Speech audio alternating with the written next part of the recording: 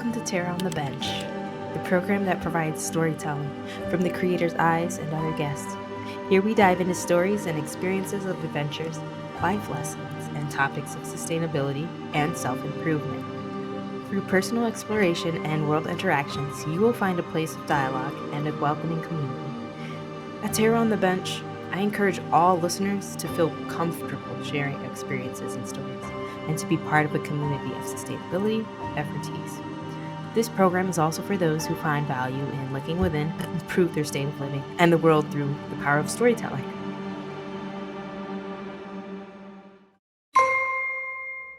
Hi, this is Christin from TerraOnTheBench.com.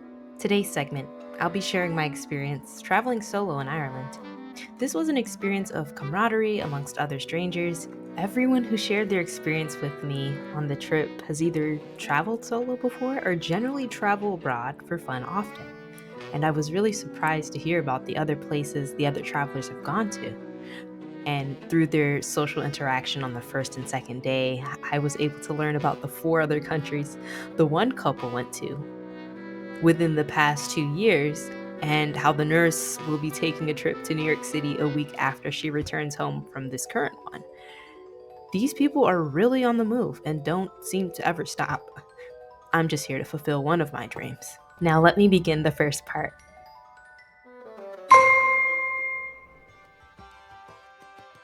Here I am, my 26th birthday, and already exploring the world, eating Thanksgiving dinner with 32 other strangers at a medieval banquet table, fit for a queen and her guests. I say fit for a queen because as part of the special dinner, we were served the choice of our very own queen and king. Apparently the couple stood out because the next day they were chosen to get on stage again at Merry Plowboys for another event. Which seems to me that they keep choosing the right seats, so they must have done this before. Despite my generally introverted personality, whenever in the right setting, around the right people, there being any presence of the words medieval, food, and dessert in the same title, I usually tend to be the life of the party at that point. On November 26, 2024, I visited the Bunratty Castle and Folk Park in County Clare, Ireland. This place is known for its medieval banquet and folk music. There had been a harpist, fiddler, and a cappellist. Their robust voices echoed throughout the castle dining room. Smile at me and rides at me, just a gem in Ireland's crown. Young folks in the camps with the backs of the banks, star the county down. From Bantry Bay, Derry Quay, from Galway, Elton Town, no maid I've seen but the round calling nights in the county town. At the harvest fair she be surely there, so I dress in my Sunday clothes. I try sheep's eyes and the little light was fire on the flat brown road. No pipe, one scope, no horse or yoke, no my bow when the rush turned round. The smiling tide in my own fireside says a god of the county down. From Bantry Bay to Derry Quay, from Galway to Dublin town, no maid I've seen in the round calling. She's the star of the country town.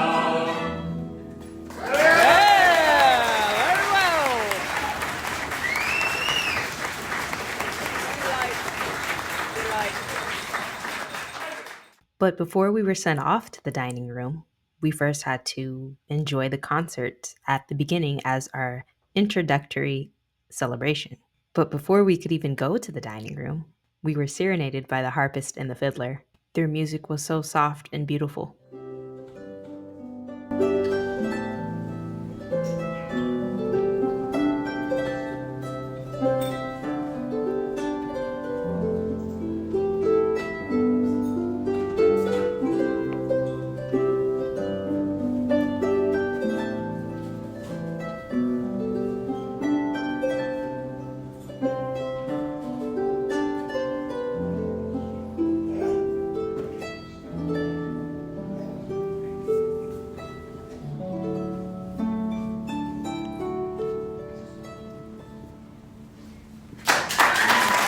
Once the introductory concert was over, We were now able to make our way into the dining room. One character in particular stood out the most. Unfortunately, he didn't have a role in the gallant dining concert. This was a surprise to me because he seemed to be the most vibrant of all the characters. The Lord was about 5'8", had brown wavy hair with a length that reaches his shoulders about. He wore the traditional red Langshat hat, neck ruff, and multi-layered fabrics, all of which made it easy for us to identify that he was someone of nobility. Think of what Henry VII would wear. Although his character didn't share any, he was easy to stand out by his animated cartoon laugh. As I approached closer to greet His Highness, I could hear his laughter becoming less faint and more audible. I continued toward him, and at this point, I was finally ready to say hello. Thank you, good sir. You're very welcome, my lady. Now, you're still Sae, right? Yes. Excellent. Excellent. Perfect. Excellent. I imagine him laughing like this with his friends. I say this because he seems to stay in character the entire time. I'm sure all the other characters did too, but I think he was very warm and inviting. I proceeded to laugh and smile as I exited the foyer into the medieval dining room. As he led the guests to the main dining hall, after our introductory concert, he would lean into you with his chest out and hands fully guiding you to the door while he gave a powerful jolt of laughter. I could tell this is his personality outside when he talks to the grocer or when he's ordering a meal or saying hi to his friend's friend. Just an all-around friendly person. He reminded me of one of my colleagues that knew how to keep the team's chat engaged. With all 38 people in the chat, he managed to get gags and giggles and people sending over reactions of emojis cry laughing. I really wanted to hear him sing so bad. The giant animated smile and the brown soft hair. But the laugh. Upon entering the royal dining room, the tables seemed to span in various directions. There were no IKEA dining sets that covered only one cheek of the bum. No, these were sturdy and thick benches. The group I was with was seated by Her Highness. I chose to sit at the very end near the coat rack in case I needed an easy escape. The dining room was lightly dimmed with blue and warm orange stage lights glaring upon the center stage, furthest from where I was seated. There were about 32 of us at one table. We sat one next to the other with no arm room. I figured, how are we supposed to eat here and have full maneuverability of our hands? I couldn't even move my left arm without bumping weenuses with the next baroness over. Weenus, a slang term referring to the loose skin of the elbow joint. But that's the point. In medieval times, there was no real luxury with eating unless you were the queen and king who sat upon their very own throne. Regardless, this leaves us with the experience that matters. And I do say, my lord, I was very pleased. The food had not been served yet because little did I know an entire medieval concert would be held first. A second one, along with prepared monologues full of humor and facts about medieval Irish history. We joked of the times where peasants were sent to the dungeon. While their peasants were imprisoned in a wet, damp dungeon, they were at least given scraps left behind from the feast given upon the king and queen and their guests. Not too luxurious. After the master of service chose a member of the audience to sing and joke, the chosen one was later sent into a little hollow jail to reenact what would happen when someone displeased the lord and his lady. We have a scoundrel in our midst. A fox. I didn't do it. However, we have many. One who is dining at his lordship's invitation, who has not been behaving like a true gentleman. Most serious accusation of an earl, and one for which he must be severely punished. Punished. Yes. Governor, pray tell, what is this scoundrel accused of? Trifling with the ladies in the castle. Whoa! Trifling with the ladies? Governor, this is indeed the most serious accusation. Is it not? That escalated. It did. Scoundrel. Governor, pray tell, what is the punishment to be for such a crime? Dungeon! dungeon! To the dungeon! To the dungeon. What say you, my noble guest of dungeon? Yes. Very well. After the guest was done with his terrible singing, as directed by the master of service, he was ordered to the dungeon. Between now and the main punishment, the narrator of the show seemed so comfortable and playful with the guest. It was giving sporty coach father laughing and playfully roughing up his son because Johnny here was more interested in reading about the psychology of humans, but he couldn't catch a ball only 10 feet away while running because multitasking would go against cognitive principles and law. I engaged energetically as this was the type of foolishness I'd normally approve of, even outside of a medieval setting reenactment. We continued to laugh, chant, and bang on the tables. Dungeon. Dungeon. Dungeon.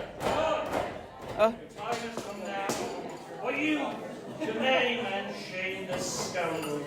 What is his name, my lord? Tommy! Tommy! Simpleton. Tommy! Tommy the simpleton. There! Oh, bloody well. Get out of here! As the night progressed, our 4-course servings were completed with plenty of ribs left over. They didn't even bother to ask if anyone wanted seconds. I guess that's what happens when you have a tight medieval schedule. Music filled the room, entertainment persisted, and before long, it was time to head home. Everyone walked out at the same time, out the dining hall, ventured through the winding, narrow castle stairways, and exited out past the bagpipe player.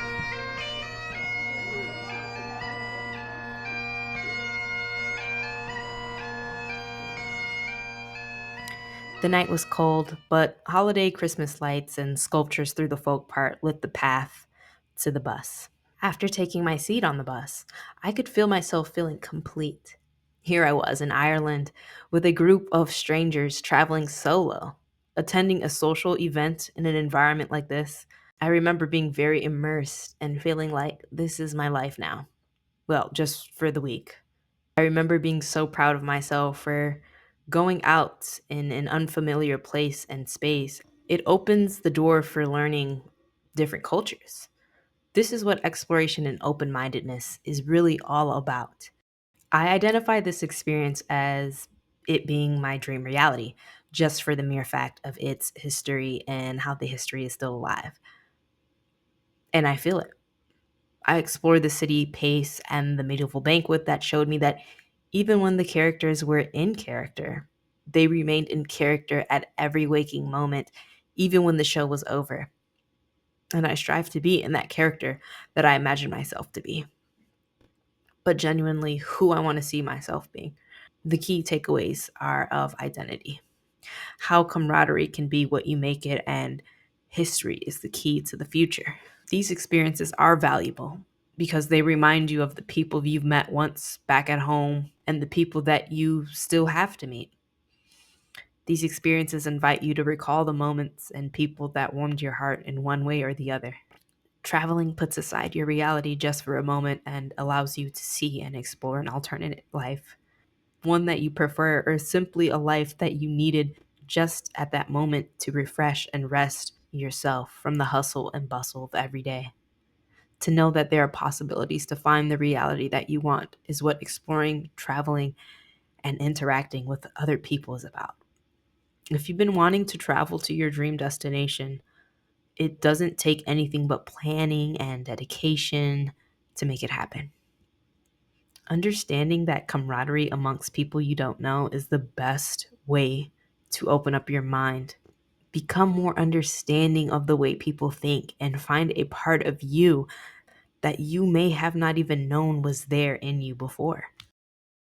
If you're like me and have restricted confidence once in a while when in a setting that is larger than you feel, it can be easy for you to think way too deep in your appearance or how you sound, then making you not feel like you aren't giving your best true personality justice. But you have to let yourself get comfortable on your own time. You don't have to feel like you need to put your entire personality out there just because it seems like everyone else has already gotten comfortable. And you're still at the front of the bus because you just want to see the landscape. Maybe that's not you. But if it is, just know that nobody really is paying attention to how you sound or what you're wearing. If you get nervous and sometimes stumble over your words, nobody is going to confront you about it. And no one's going to confront you for sitting at a table by yourself if you strictly want to be in Zen. Maybe you just want to be by yourself because you know you. You know what works for you. You know what doesn't. And when you have met your social energy expenditure limit, you know when to say that's enough.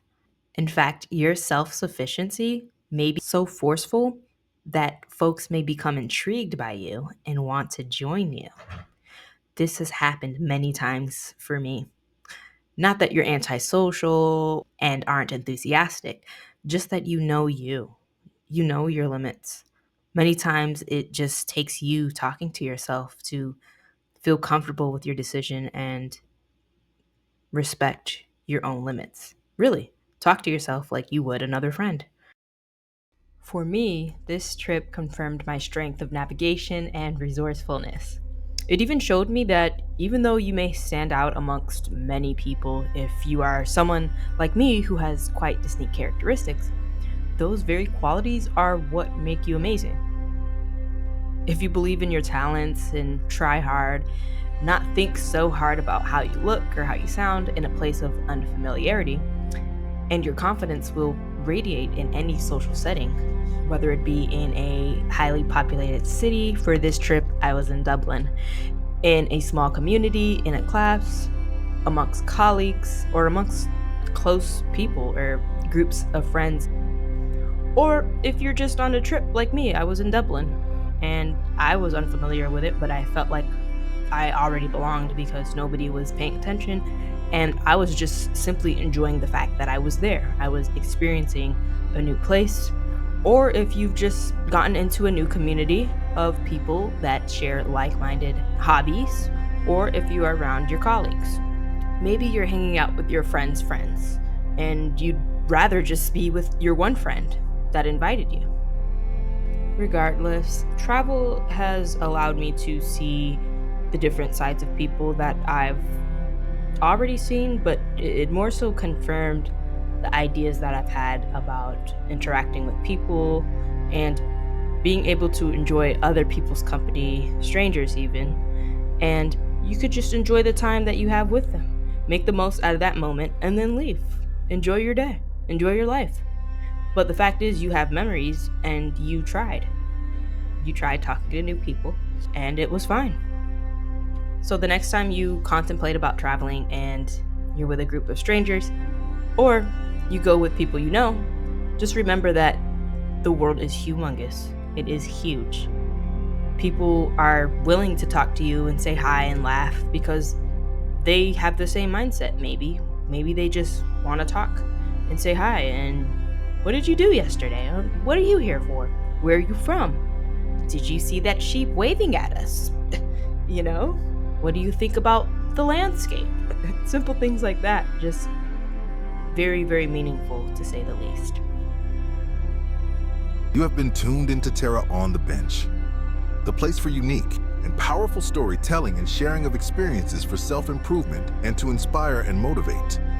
Please consider subscribing to the YouTube channel and online newsletter for uplifting videos, blog posts, and discussion threads. Share your experiences with Terra and the community and have fun.